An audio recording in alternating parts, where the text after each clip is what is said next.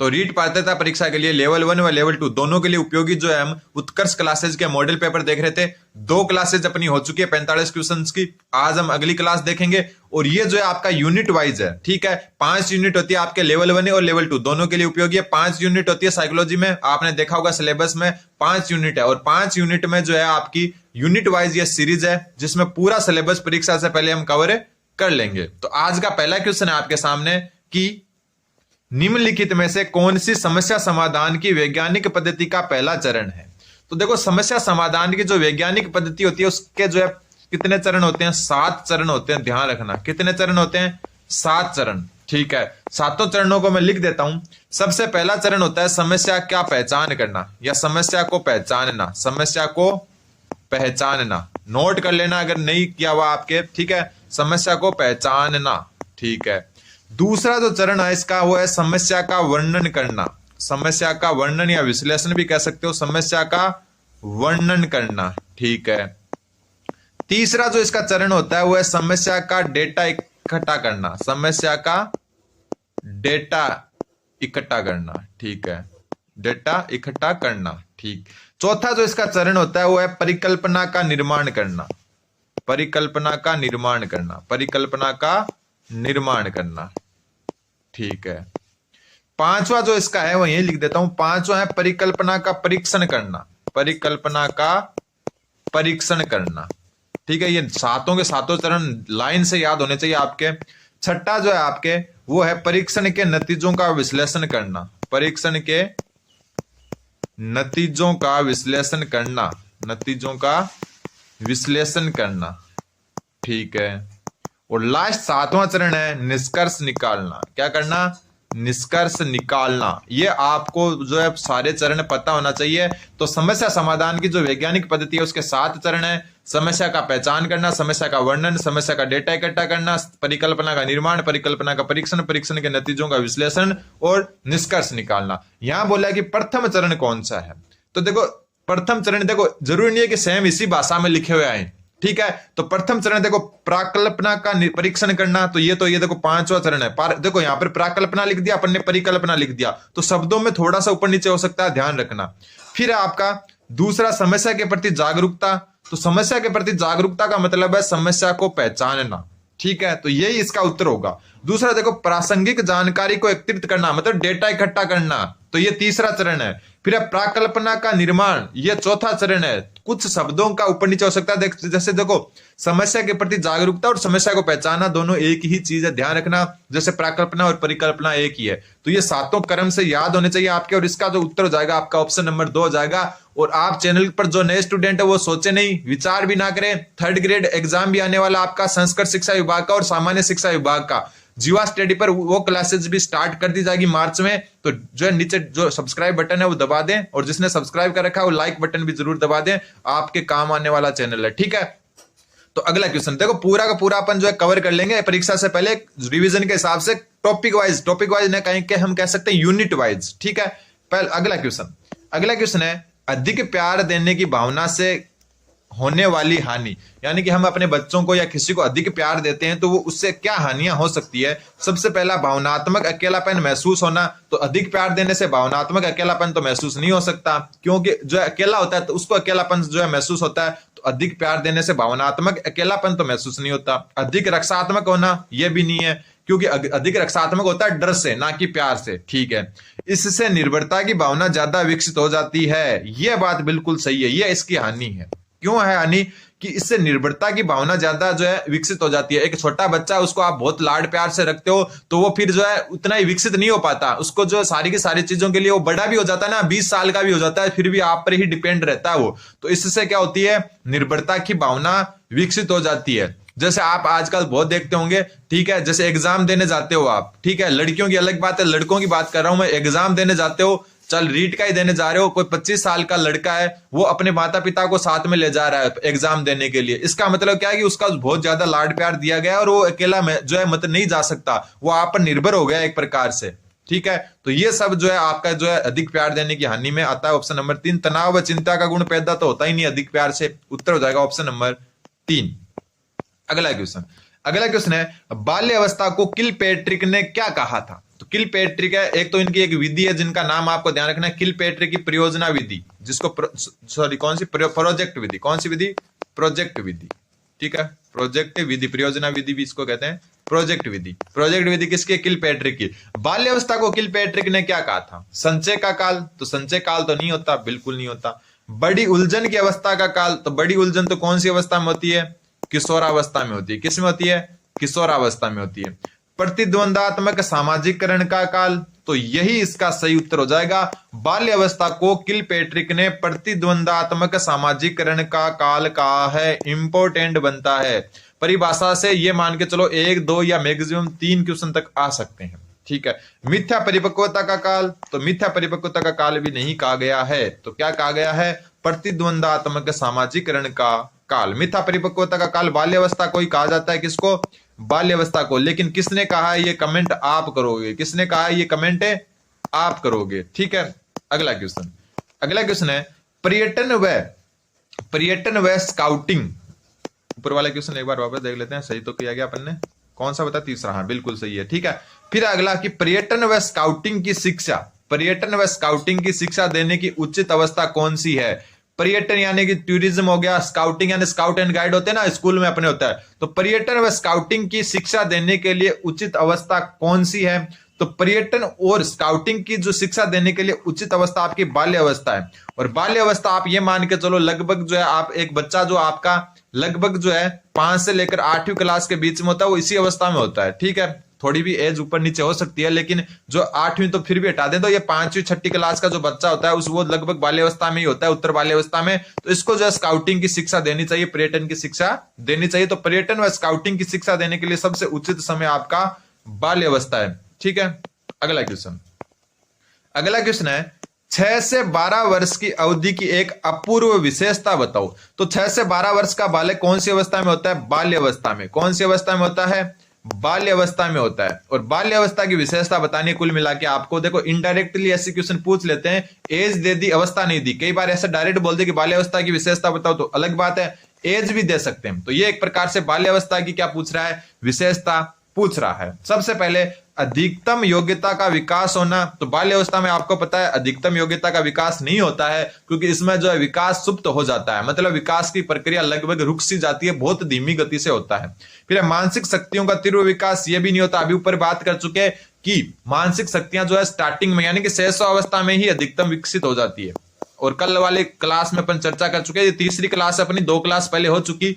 कल वाली क्लास में क्या चर्चा की थी अपन ने कि प्रारंभिक विकास होता है ना बाल्यावस्था शैशवावस्था का, वो बहुत तेज गति से होता है, फिर बाल्यावस्था में रुक जाता है, लगभग तो बहुत धीमी गति से रुकने के बराबर चलता है, फिर किशोरावस्था में वापस रफ्तार पकड़ता है। तो ध्यान रखना, तीव्र विकास बाल्यावस्था में नहीं होता, शैशवावस्था में होता है। बाद में जाके किशोरावस्था में भी विकास की गति तीव्र हो जाती है। फिर मानसिक रुचियों में स्पष्ट परिवर्तन, ये इसका सही उत्तर हो जाएगा। जो बाल्यावस्था है उसमें मानसिक रुचियां है ना, उनमें स्पष्ट परिवर्तन आ जाता है। आपकी रुचियों में जो है थोड़ा सा परिवर्तन देखने को मिलता है। धार्मिक भावना का विकास आपका किशोरावस्था में होता है। किसमें? वीर पूजा, धार्मिक भावना, ये सब किशोरावस्था के लक्षण है, ठीक है। एक वीर पूजा होती है ना, किसी को नायक मानना, ठीक है। तो ये भी जो है किसकी? किशोरावस्था की विशेषता है। किसी को नायक मतलब हीरो मानना, क्या मानना? हीरो मानना, ठीक है। तो बाल्यावस्था की विशेषता ऑप्शन के हिसाब से मानसिक रुचियों में स्पष्ट परिवर्तन, और मेरे हिसाब से एक अच्छा क्वेश्चन है, क्योंकि अपन जो है उत्तर जो है वैसे पहला, दूसरा, चौथा कट रहा है और उत्तर हो जाएगा तीसरा। तो उत्तर का मानसिक रुचियों में स्पष्ट परिवर्तन। अगला क्वेश्चन, अगला क्वेश्चन है आपका कि किस मत के अनुयायियों का कथन है कि विकास की क्रिया का आरंभ सिर से होता है? बिल्कुल, ये बात भी अपन पहले कर चुके हैं कि किस मत के अनुयायियों का कथन है कि विकास का आरंभ सिर से होता है। तो सिर से पैर की तरफ दिशा किसने बताते हैं? सिर से पैर की तरफ दिशा होती है जो है ना विकास की, वो होती है सिफेलोकोडल में। कौन सा? सहस्र सिर, सहस्र सिफेलोकोडल, ठीक है। सिफेलोकोडल जो विकास है उसमें क्या होता है? सिर से पैर की तरफ क्या होती है? विकास की दिशा होती है, जिसको हिंदी में कहते हैं मस्तकोदमुखी, मस्तकोदमुखी सिद्धांत। हालांकि आपको अगर हिंदी वाला याद नहीं है, लेकिन ये सिफेलोकोडल ध्यान होना चाहिए। तो देखो, सिर से पैर की तरफ दिशा, देखो सिर से आरंभ होता है और पैर की तरफ जाता है विकास। ये बात सिफेलोकोडल सिद्धांत है, जिसको हिंदी में कहते हैं मस्तकोदमुखी विकास में होती है। तो उत्तर हो जाएगा आपका ऑप्शन नंबर 3, मस्तकोदमुखी सिद्धांत। जिसको इंग्लिश में सिफेलोकोडल कहते हैं।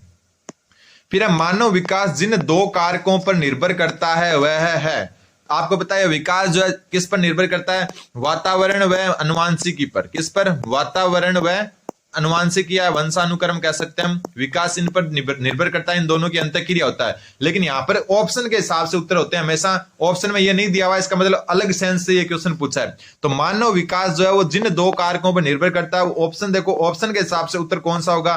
तो देखो आर्थिक कारकों पर निर्भर करता है तो नहीं करता, जैविक कारकों पर, ठीक है, सामाजिक भी आ गया, राजनीतिक भी आ गया। तो इसका जो सटीक उत्तर होगा वो मैं आपको बता देता हूं कि मानव विकास अगर ऑप्शन में वातावरण में वंशानुक्रम है तो उत्तर तो ये हो जाता है, लेकिन इसको ऑप्शन के हिसाब से अलग टाइप से पूछा है तो इसका उत्तर हो जाएगा आपका जैविक व सामाजिक। ध्यान रखना, मानव विकास जैविक यानी वंशानुक्रम हो गया, सामाजिक मतलब वातावरण का, मतलब वातावरण का मतलब यहां पर जो है कोई धूल आंधी से नहीं है, तूफान से नहीं है। वातावरण का मतलब अपने आसपास का समाज, परिवार। तो ये समाज जो है ना एक प्रकार से वातावरण को ही डिनोट कर रहा है। किसको? वातावरण को। और जैविक वंशानुक्रम को डिनोट कर रहा है।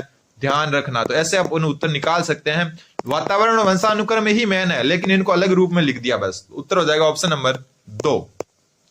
वातावरण का मतलब वो पर्यावरण वाला वातावरण नहीं है जहां पेड़ पौधे वाला, वो भौगोलिक हो सकता है, लेकिन इसका साथ साथ जो है सामाजिक भी है। अपने आसपास कौन लोग रह रहे हैं, ठीक है, समाज कैसा है, परिवार कैसा है, वो सारा का सारा वातावरण के अंतर्गत ही आता है।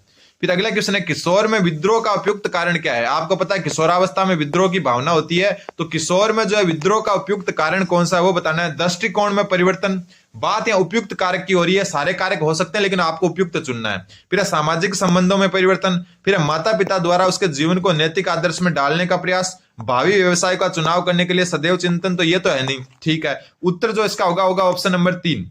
जो है किशोरावस्था में विद्रोह का प्रमुख कारण यह है कि माता पिता द्वारा उसके जीवन को नैतिक आदर्शों में डालने का प्रयत्न। आपको पता है किशोरावस्था जो है उसमें क्या होती है, जो है तूफान की अवस्था होती है। क्या होती है? तूफान की, संघर्ष की अवस्था होती है। इसमें बहुत सारे शारीरिक परिवर्तन होते हैं जिससे जो है बालक जो है क्या होता है, एक प्रकार से द्वंद्व में रहता है। तूफान और संघर्ष की अवस्था कहते हैं इसको। तो इसमें क्या होगा, इसमें जो है बच्चा अपने हिसाब से रहना चाहता है, लेकिन माता पिता उसको नैतिक आदर्शों में डालने की कोशिश करते हैं कि ऐसा कर, ऐसा नहीं करते, वो नहीं करते, जिसकी वजह से उसमें विद्रोह की भावना उत्पन्न हो जाती है। तो उत्तर हो जाएगा ऑप्शन नंबर 3। अगला क्वेश्चन है किस अवस्था में विकास की दिशा अनिश्चित और अस्पष्ट से विशिष्ट की ओर होती है। अच्छा क्वेश्चन है, किस अवस्था में विकास की दिशा अनिश्चित और अस्पष्ट से विशिष्ट की ओर होती है। वापस देखो इस क्वेश्चन को कि किस अवस्था में, अच्छा क्वेश्चन है, किस अवस्था में विकास की दिशा अनिश्चित और अस्पष्ट से विशिष्ट की ओर होती है। यह क्वेश्चन अच्छा इसलिए है क्योंकि इसका उत्तर किशोरावस्था नहीं होगा। आप किशोरावस्था सोच सकते हो लेकिन यह उत्तर नहीं है, इसका उत्तर है आपका शैशवावस्था। शैशवावस्था में बालक जो है अनिश्चित रूप से बढ़ता है। जैसे वाटसन ने कहा था ना कि तुम मुझे एक बालक दे दो, मैं उसे जो चाहे वो बना सकता हूं। इसका मतलब जो शैशवावस्था है ना उसमें ही डिसाइड होता है बच्चा आगे जाके क्या बनेगा। आप वहां से जो है उसकी दिशा मोड़ सकते हो। शैशवावस्था से ही जो है वहां से जो है आप उसकी दिशा मोड़ सकते हो कि बच्चे को क्या बनाना है। इसलिए वाटसन ने कहा था तुम मुझे एक बालक दे दो। बालक का मतलब शैशवावस्था का बच्चा जिसे मैं आप जो कहे वो बना सकता हूं। तो ये अनिश्चित होता है, ध्यान रखना। और अस्पष्ट से विशिष्ट की ओर बना सकते हो आप उसको। तो ये उत्तर हो जाएगा आपका जो है शैशवावस्था। अगला क्वेश्चन, वैलेंटाइन ने सीखने का आदर्श काल माना वह है। वैलेंटाइन है उसने जो है सीखने का आदर्श काल किसको माना। वैलेंटाइन का यहाँ पे ये मनोवैज्ञानिक है, कोई डे वगैरह नहीं है ये, ठीक है। वैलेंटाइन का मतलब है मनोवैज्ञानिक है, ये आदमी का नाम है, ठीक है। जो आप 2-4 दिन बाद वाला वैलेंटाइन सोच रहे हो वो नहीं है ये, ठीक है। तो वैलेंटाइन ने सीखने का आदर्श काल माना वह है। तो वैलेंटाइन ने सीखने का आदर्श काल किसको माना। तो वैलेंटाइन ने जो है सीखने का आदर्श काल माना आपका किसको, शैशवावस्था को। किसको माना, शैशवावस्था को। कारण क्या है, कारण यह कि शैशवावस्था आपकी जीवन की दिशा तय करती है। अब आप सीखने का आदर्श काल में जो है ना कंफ्यूज हो जाते हो, लेकिन ध्यान रखना नए स्टूडेंट को बता रहा हूं शैशवावस्था सीखने का आदर्श काल है। नोट कर लेना इसको, हालांकि ये पढ़ चुके होंगे आप, ठीक है। वापस याद दिला देता हूं आपको, जो भी नॉन सब्सक्राइबर है नीचे सब्सक्राइब बटन है, जाकर सब्सक्राइब कर सकते हो। आपके जो है यूट्यूब पर जो या फिर फोन पर जो है बोझ नहीं बनने वाला ये चैनल, ठीक है। दूसरी बात, आगे जो हम 3rd ग्रेड जो संस्कृत शिक्षा विभाग है और सामान्य शिक्षा विभाग है उसकी तैयारी मार्च से स्टार्ट कर देंगे, ठीक है। और ये जो सीरीज चल रही है आपकी, ये है एग्जाम से पहले पूरा का पूरा जो है साइकोलॉजी को यूनिट वाइज देख लेना। अभी आगे वाले में अधिगम भी आएगा, दूसरी यूनिट में, तीसरी यूनिट में जो आगे आपके बुद्धि सृजनात्मकता वो भी आएगी, व्यक्तित्व भी आएगा, उसके बाद एनसीएफ भी आएगा, क्रियात्मक अनुसंधान भी आएगा, सब आएंगे। तो आप जो है सब्सक्राइब जरूर कर दें।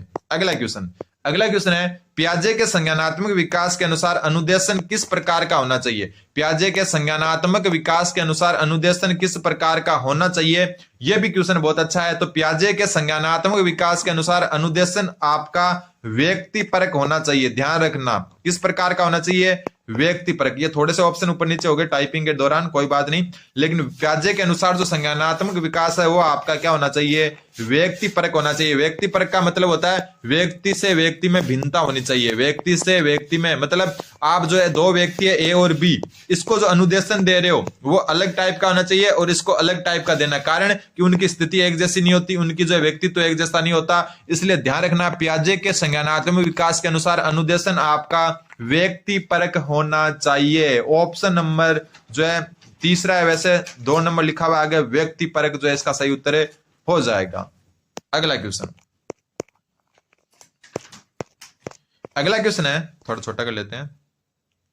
शेषवावस्था के लिए असत्य कथन लिखना है। शेषवावस्था अपनी प्रारंभिक अवस्था होती है, शेषवावस्था नाम ही गलत लिखा हुआ है, शेषवावस्था ऐसे लिखा जाता है, शेषवावस्था। एक मिनट देखो, शेषावस्था कैसे लिखा जाता है, शेषव हो गया, फिर वाह होता है, फिर अवस्था होता है, ऐसे 2 व आते हैं इसमें, शेषवावस्था। ये यहाँ पर शेषव से शेषव प्लस अवस्था, ए और ए मिलकर आ बन जाते हैं हिंदी के जैसे, लेकिन यहाँ पर थोड़ा सा गलत लिखा हुआ है। तो जो शेषवावस्था है उसमें असत्य कथन लिखो उसका। तो सबसे पहला, प्रथम 3 वर्ष में शिशु का शारीरिक विकास अति तीव्र गति से होता है। बिल्कुल सही बात है, कल ही बात कर चुके हैं कि प्रारंभिक विकास बाद के विकास से अधिक महत्वपूर्ण है, कारण कि प्रारंभ में विकास जो है आपका शारीरिक विकास जो है अति तीव्र गति से होता है। बिल्कुल होता है। आपने एक बॉर्नविटा का एड आता था ना कि 5 वर्ष की आयु में 90% जो है 90% जो है दिमाग का विकास हो जाता है, इसलिए बॉर्नविटा पियो, ठीक है, आता था ना एड, तो वो यही था कि प्रथम जो है ना प्रारंभिक विकास है वो ज्यादा महत्वपूर्ण होता है।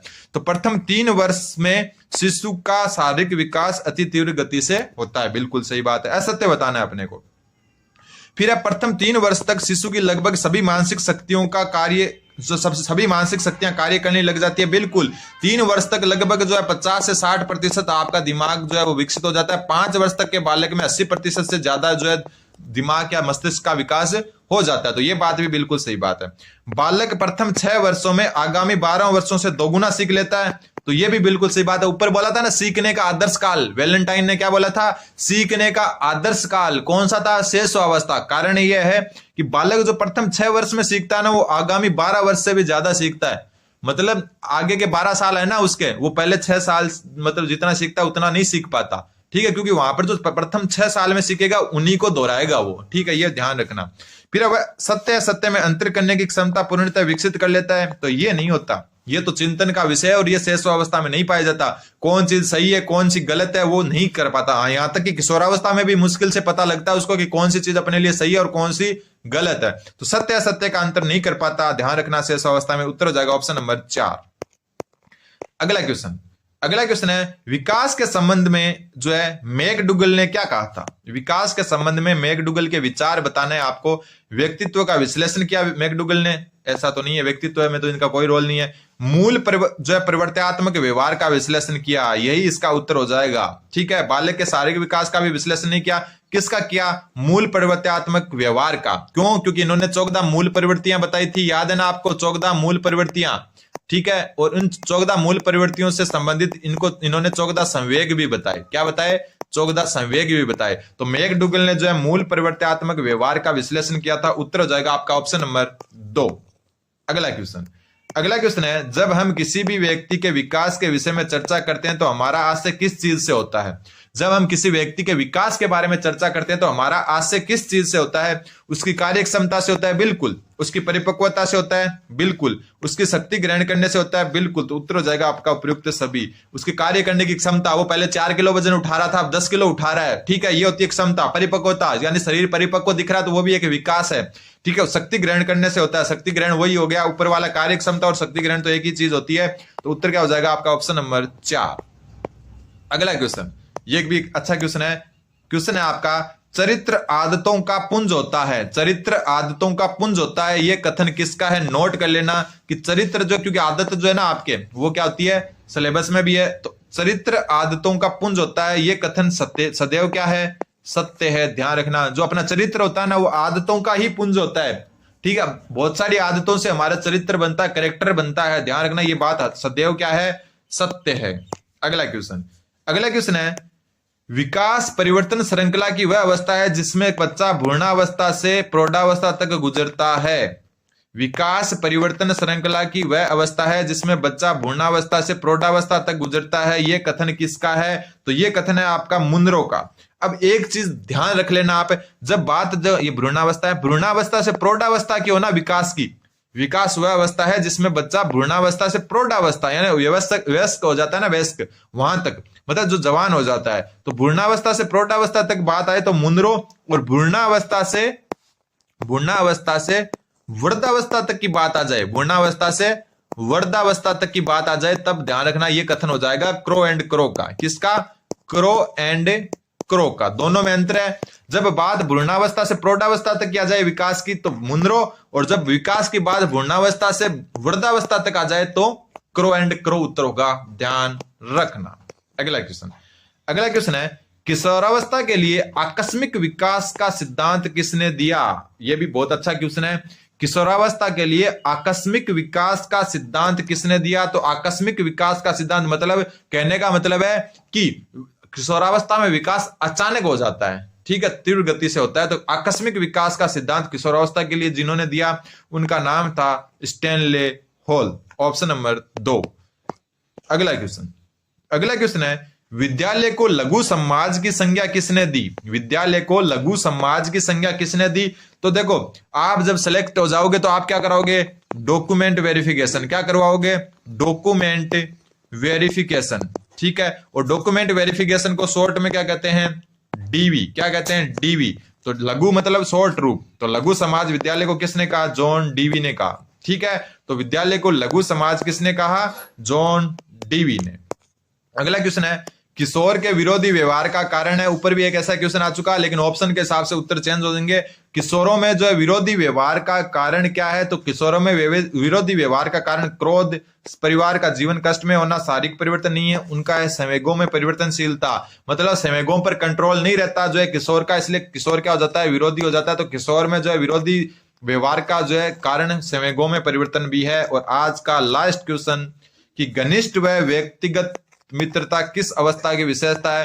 तो एक जो है ना बालक घनिष्ठ मित्र और व्यक्तिगत मित्र यानी कि जो है दोस्त के लिए जान दे देंगे, वो वाली बात कब होती है? वो वाली होती है उत्तर बाल जो है किशोरावस्था में, यानी कि जो लगभग आप ये मान के चलो जो 15 से 19 साल की उम्र है उसमें जो है बच्चा क्या होता है? घनिष्ठ और व्यक्तिगत मित्रता रखता है कि दोस्त के लिए तो जान दे देंगे, ठीक है। आप देखेंगे ये चीजें आपने देखी भी होगी, खुद भी किशोरावस्था से गुजरे हो आप। तो ये थे आज जो है आपके 20 क्वेश्चन।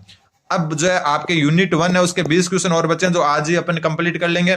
फिर बात करेंगे हम यूनिट 2 की, ठीक है। यूनिट 2 जिसमें अधिगम है, ठीक है। यूनिट 3 जिसमें आपके जो है आगे व्यक्तित्व वगैरह है। तो एग्जाम से पहले सारी की सारी यूनिटें मैं आपको रिवाइज करवा दूंगा। आप चैनल पर बने रहें। सब